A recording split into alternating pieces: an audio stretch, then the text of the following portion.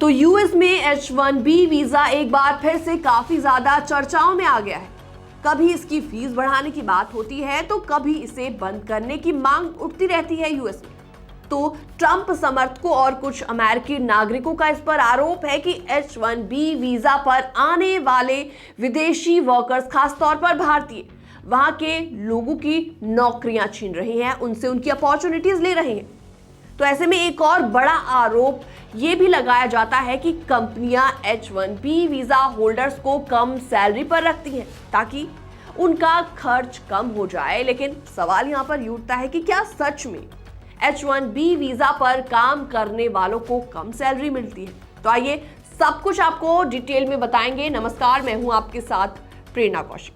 तो H1B visa किन sectors में मिलता है, सबसे पहले आप ये जान लीजिए। तो H1B वीजा के जरिए अमेरिका में कई सेक्टर्स में जॉब्स मिलती है, जैसे कि tech sectors, health care, engineering, education और तमाम सेक्टर्स जिसमें रिसर्च और साइंस भी शामिल है। और इसी वजह से ये वीजा हाई स्किल्ड लोगों के लिए माना जाता है। तो H1B वीजा होल्डर्स की औसतन सैलरी कितनी है? तो जिप रिक्रूटर्स के एक डेटा के मुताबिक औसतन सालाना सैलरी उनकी है करीबन $1,67,533, यानी कि लगभग 1.5 करोड़ रुपए। तो घंटे की कमाई के हिसाब से बात की जाए तो आपको ये भी बताते हैं, तो करीबन $80 प्रति घंटा, यानी कि लगभग 7,000 से 7,300 रुपए। तो अधिकतम सैलरी की बात की जाए तो कुछ H1B वीजा होल्डर्स की सैलरी $2,16,000, यानी कि लगभग 2 करोड़ रुपए तक हो जाती है। तो 25% H1B वीजा होल्डर्स की सैलरी करीबन $1,41,000 सालाना है, यानी कि लगभग 1.5 करोड़ रुपए से कम। तो अब सवाल यहां पर यह उठता है कि क्या यह सैलरी कम मानी जाती है? तो अब इसे अमेरिका की औसत सैलरी से तुलना इसकी करते हैं। तो अमेरिका में एक आम वर्कर की औसत सैलरी करीबन 60,000 से $65,000, यानी कि लगभग 55 लाख रुपए मानी जाती है। और इस हिसाब से देखा जाए तो H1B वीजा होल्डर्स की सैलरी औसत अमेरिकी वर्कर से काफी ज्यादा है। तो यानी कि कुल मिलाकर कहना है कि H1B वीजा पर काम करने वालों को कम सैलरी दी जाती है, पूरी तरीके से सही बात नहीं है, सही स्टेटमेंट नहीं है। तो फिर कम सैलरी का आरोप आखिर क्यों लगता है?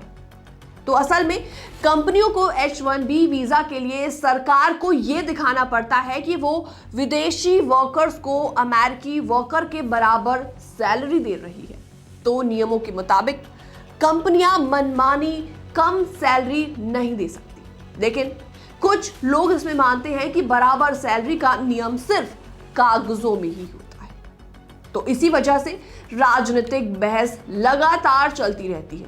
तो भारतीयों की इसमें क्या भूमिका रही है, आपको ये भी बताते हैं। तो H1B वीजा पाने वालों में सबसे ज्यादा हिस्सा इंडियन प्रोफेशनल्स का होता है, खासतौर पर IT, टेक और हेल्थ केयर सेक्टर्स में।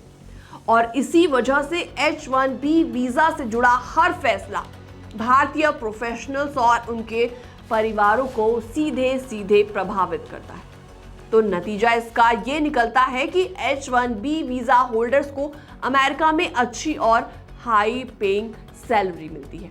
कम सैलरी पर विदेशियों को रखा जाता है, ये दावा पूरी तरीके से सही नहीं लगता।